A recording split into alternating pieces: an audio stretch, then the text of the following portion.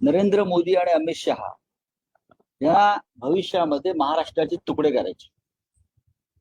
नरेंद्र मोदी आणि अमित शहा यांना मुंबईची पूर्णपणे लूट करून मुंबईला कंगाल करायचे. आणि ह्या त्यांच्या कारस्थानाचा आड उद्धव ठाकरे आणि शरद पवार येत होते. प्रादेशिक अस्मिता जपणारे हे दोन्ही नेते आणि दोन्ही पक्ष आहेत, म्हणून त्यांनी दोन्ही पक्षांची सरकार पाडली आणि दोन्ही पक्ष फोडले. अमित शहा आणि नरेंद्र मोदी यांना याची फार मोठी किंमत भविष्यात चुकवावी लागेल. महाराष्ट्राची जनता त्यांना माफ करणार नाही. उद्धव ठाकरेंना कधीही मुख्यमंत्री पदाचा मोह नव्हता आणि आजही नाही, हे तुम्हाला मी आता ठामपणे सांगतो. नरेंद्र मोदी हे गेल्या 10 वर्षामध्ये सतत खोटं बोलतायत आणि त्यांचा खोटं बोलण्याचा जागतिक विक्रम हा लवकरच गिनीज बुकात जाईल, अशी माझी भूमिका आहे.